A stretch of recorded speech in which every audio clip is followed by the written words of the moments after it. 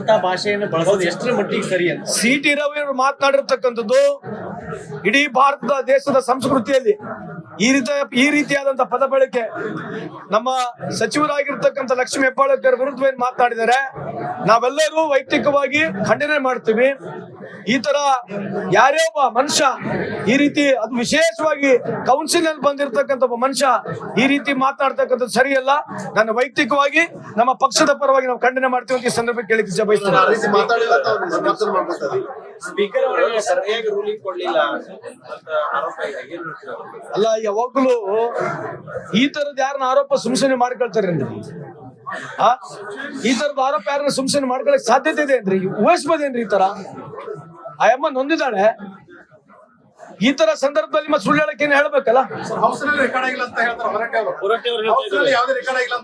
ಅಲ್ರಿ, ಎನಿಬಡಿ ಅಲ್ರಿ, ರೆಕಾರ್ಡ್ ಇರ್ಲಿ ಬಿಡ್ಲಿ between me and you by the law. If somebody has got given a complaint, government police department action ತಗೋಬೇಕು. ಅದು ಮುಂದೆ ವರದಿಯಲ್ಲಿ ಗುರ್ತಾಗತ್ತಲ್ವಾ? ಮುಂದೆ ವರದಿಯಲ್ಲಿ ಗುರ್ತಾಗತ್ತಲ್ರಿ? ಈಗ ಖಂಡಿಸಿ ಬಿಜೆಪಿ ಅವರು ಇಡೀ ರಾಜ್ಯದಾಗ ಹೋರಾಟ ಮಾಡ್ಲಿ, ಅದಕ್ಕೇನ್ ಸಂಬಂಧ ಇದೆ? ಒಬ್ಬ ಹೆಣ್ಮಗಳ ವಿರುದ್ಧವಾಗಿ ಯಾರೋ ಒಬ್ಬರ ಮಾತಾಡಿರ್ತಕ್ಕಂಥ ಮಾತಿಗೆ ಬಿಜೆಪಿ ಅವರು ಹೋರಾಟ ಮಾಡ್ತಾರೆ ಅಂತಂದ್ರೆ ಅವ್ರ ಪಕ್ಷದ ನೈತಿಕತೆ ಅರ್ಥ ಆಗುತ್ತಂತ ಈ ಸಂದರ್ಭಕ್ಕೆ ಕೇಳಲಿಕ್ಕೆ ಇಚ್ಛೆ ಬಯಸ್ತೇನೆ. ಅಲ್ಲಿ ನಾನು ಅಲ್ಲಿ ಇರ್ಲಿಲ್ಲ, ಅದ್ರ ಬಗ್ಗೆ ನನಗೆ ಮಾಹಿತಿ ಇಲ್ಲ. ಯಾಕಂದ್ರೆ ಯಾರು ಅದೇ ರೀ, ಪಾಕಿಸ್ತಾನಿಗೆ ಹೋಗಿ ಕೇಕ್ ತಿಂದವ್ರು ಯಾರು? ಪಾಕಿಸ್ತಾನಿಗೆ ಹೋಗಿ ಕೇಕ್ ತಿಂದವ್ರು ಯಾರು? ಯಾರ್ರೀ ಪಾಕಿಸ್ತಾನಿಗೆ ಹೋಗಿ ಕೇಕ್ ತಿಂದವ್ರು ಯಾರು? ಅವ್ರಿಗೆ ಕೇಳ್ರಿ ಮೊದಲು. ಆಮೇಲೆ ಅದೇ ಮುಸಲ್ಮಾನ, ಪಾಕಿಸ್ತಾನ, ಅಫ್ಘಾನಿಸ್ತಾನ ಇವ್ ಬಿಟ್ರೆ ಇನ್ನೇನು ಇದಾವ ಇವ್ರಿಗೆ ಮಾತಾಡಕ್ಕೆ? ಇವ್ರು ಯಾವ್ದೇ ಒಂದು ತಪ್ಪು ತೋರಿಸಿದ್ರೆ ಇದೇ ರೀತಿ ಅಂತ ಮಾತುಗಳು, ಇದೇನು ಹೊಸದಲ್ಲ. ಯಾವ್ದನ್ನ ಹೊಸದಿದ್ರೆ ಹೇಳ್ರಿ ನಮಗೆ. ಸಿ.ಟಿ. ರವಿ ಅವರು ದೂರು ಕೊಟ್ಟಿದ್ದಾರೆ. ಡಿ.ಕೆ. ಶಿವಕುಮಾರ್ ಮತ್ತು ಲಕ್ಷ್ಮೀ ಹೆಬ್ಬಾಳ್ಕರ್ ನನ್ನ ಕೊಲೆ ಮಾಡಕ್ ಪ್ರಯತ್ನ ಪಟ್ರು, ಅಲ್ಲಿ ಗುಂಡಾಗಳು ಬಂದು ನನ್ನ ಮೇಲೆ ಹಲ್ಲೆ ಮಾಡಿದ್ರು ಅಂತ ಹೇಳಿ. ಅದು ನನಗೆ ಗೊತ್ತಿಲ್ರಿ. ಈ ತರ ಮಾತು ಮೊದಲು ಹೇಳ್ಬೋದಾಗಿತ್ತಲ್ಲ, ಅವಾಗ ಯಾಕೆ ಹೇಳಿದ್ರು? ನೋಡ್ರಿ, ಆ ತರ ಯಾರನ್ನ ನೀವು ಅಂತ ಉಚ್ಚ ಶಬ್ದಗಳಲ್ಲಿ ನೀವು ಬೈದ್ರೆ ಆಕ್ರೋಶ ಜನ ತೋರಿಸ್ತಾರೆ. ಆಕ್ರೋಶ ತೋರಿಸಲ್ವಾ ಜನ? ಅದೇನ್ ಪ್ಲಾಂಟ್ ಇದೆಯಾ? ಅದು ಅನ್ಪ್ಲಾಂಡ್ ಆಗಿ ರೂಮರ್ ಆದಾಗ ಜನ ಬಂದು ಗಲಾಟೆ ಮಾಡ್ತಾರೆ, ಬೈತಾರೆ. ಅದನ್ನ ಆ ರೀತಿಯಾಗಿ ಅವ್ರು ಮಾತನಾಡ್ತಿದ್ರೆ ಕಾನೂನು ಇದೆ, ಕಂಪ್ಲೇಂಟ್ ಕೂಡ ಕೇಳಿದ್ರೆ.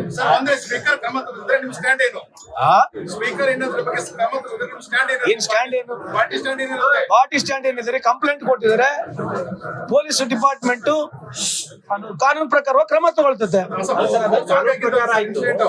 ಸಂವಿಧಾನಾತ್ಮಕವಾಗಿ ವಿಧಾನ ಪರಿಷತ್ that is in due course of time. ಅದು ಈಗ ಅದ್ರ ಬಗ್ಗೆ ಚರ್ಚೆ ಮಾಡಿದ್ರೆ ಅರ್ಥ ಇಲ್ಲ. ನಾನು RSS ಶಿಸ್ತಿನ ಸಿಪಾಯಿ ಅಂತ ಹೇಳ್ತಿತ್ತು ಸಿ.ಟಿ. ರವಿ. ಇಂಥದನ್ನೇ ಕಲಿಸ್ತಾ ಇದಾರ ಅಂತ. ಈಗ ಹೇಳೋದೊಂದೇ ರೀ, ದಾತಿಕಾನೆ ಕಲ ಖಾನೆ ಕಲ ಅಂತಾರೆ. ಇದೇನು ಹೊಸ್ತಾಗಲ್ಲ. RSS ಬಿಜೆಪಿ ಅವ್ರು ಮಾತನಾಡ್ತಕ್ಕಂಥದ್ದು ಯಾವ ಹೆಣ್ಮಕ್ಳ ಬಗ್ಗೆ ಗೌರವಾಗಿದ್ದಾರೆ, ಇಷ್ಟೆಲ್ಲ ಬಹಳ ಪ್ರೋಟೋಕಾಲ್ ಇನ್ನೇ ಮಾತನಾಡಿದ್ರು ನಮಗೆ. ನಾನು ಕೇಳ್ತಕ್ಕಂಥದ್ದು, ಪ್ರಧಾನ ಮಂತ್ರಿ ಅವರು ಯಾವತ್ತನ ಒಂದು ಬಾರಿ ನಮ್ಮ ಪ್ರೆಸಿಡೆಂಟ್ ಯಾರು ದ್ರೌಪದಿ ಮುರ್ಮುನವ್ರು ಯಾವತ್ತನ ಒಂದ್ ದಿವಸ ಕರ್ಕೊಂಡು ಎಲ್ಲ ಯಾವ್ದನ್ನ ಫಂಕ್ಷನ್ ಹೋಗಿದಾರ? ಹೋಗಿ ಪಾರ್ಲಿಮೆಂಟ್ ಅಲ್ಲಿ ಹೋದ್ರು. ಯಾರ ಜೊತೆ ಹೋದ್ರು? ಪಾರ್ಲಿಮೆಂಟ್ ನಲ್ಲಿ ಯಾರ ಜೊತೆ ಹೋದ್ರು? ಅವಾಗ ನೀವು ಪ್ರೋಟೋಕಾಲ್ ಇಲ್ವಾ ಅವ್ರಿಗೆ? ಪ್ರೋಟೋಕಾಲ್ ನಲ್ಲಿ ಈ ದೇಶದ ಪರವಾಗಿ ಯಾರಿಗೆ ಫಸ್ಟ್ ಬರ್ಬೇಕು? ಪ್ರೋಟೋಕಾಲ್ ನಲ್ಲಿ ಯಾರು ಬರ್ಬೇಕು? ಮತ್ ಅವಾಗೇನಿಲ್ವಾ? ಅವಾಗೇನು ಕೇಳದ್ ಬೇಡ? ಈ RSS ನವರು ವಿಶೇಷವಾಗಿ ಎಲ್ಲಾ ಧರ್ಮದ ಬಗ್ಗೆ ಮಾತನಾಡ್ತಾರೆ. ಅಲ್ಲಿ ರಾಮ ಟೆಂಪಲ್ ನ ಪೂಜೆ ಮಾಡ್ತಕ್ಕಂಥದ್ದು, ರಾಮ ಮಂದಿರ ಪೂಜೆ ಮಾಡ್ತಕ್ಕಂಥದ್ದು OBC ಅಂತ ಹೇಳಿ ಯಾರು ಮೋದಿ ಅವ್ರು ಹೇಳ್ಕೊಂತಾರೆ. OBC ಅಂತ ಹೇಳ್ಕೊಳ್ತಾರೆ. ಮತ್ತೆ ಅವ್ರು ಪೂಜೆ ಮಾಡಕ್ ಹೆಂಗ್ ಬಿಟ್ರು ಅವ್ರಿಗೆ? ನಮ್ ಹಿಂದೂ ಸಂಸ್ಕೃತಿ ಪ್ರಕಾರ ಬ್ರಾಹ್ಮಣರೇ ಪೂಜೆ ಮಾಡ್ಬೇಕು ಅಲ್ವಾ? ಪ್ರತಿಷ್ಠಾನ ಮಾಡಕ್ಕೆ ಯಾರು ಮಾಡ್ಬೇಕು ಪೂಜೆ? ಯಾರು ಮಾಡ್ಬೇಕು? ಮತ್ ಮೋದಿ ಅವ್ರು ಹೆಂಗ್ ಮಾಡಿದ್ರು? ಅದು 7 ದಿನ ಪೂಜೆ ಪುಣ್ಯಾತ್ಮಂದು. ಕ್ಯಾಮ್ರಾ ಇಂದ ನಾವ್ ನೋಡ್ಬೇಕು, ಕ್ಯಾಮ್ರಾ ಇವ್ರದೇ ಪೂಜೆ, 11 ದಿವಸ ಉಪವಾಸ ಪೂಜೆ ಇವ್ರದೇ, ನಾವ್ ಲೈವ್ ನೋಡ್ಬೇಕು. ಅವಾಗ ಯಾರು ಮಾತಾಡಿಲ್ವ? RSS ನವರು ಧರ್ಮ ಪರವಾಗಿ, ದೇವ್ರ ಪರವಾಗಿ ಯಾವ್ದು ಸತ್ಯ ಯಾವ್ದು ಸುಳ್ಳು ಅಂತ ಹೇಳಕ್ ಬರಲ್ವ? ಅವಾಗ ನಾವ್ ಪ್ರಾವಿಷನ್ ಇದೆ.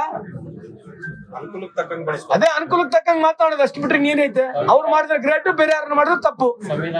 ಹಂಗಾಗಿ ಅದಕ್ಕೆ ಇವತ್ತು ಮೋದಿ ಅವರ ಪರಂಪರೆ ಏನಿದೆ, ಇನ್ನು ಮುಂದುಗಡೆ ಎಲ್ಲಾ ಗುಡಿ ಗುಂಡಾರಗಳಲ್ಲಿ ಬೇರೆ ಬೇರೆ ಸಮಾಜದವ್ರಿಗೆ ಪೂಜೆ ಮಾಡಕ್ ಕೊಡಬೇಕು.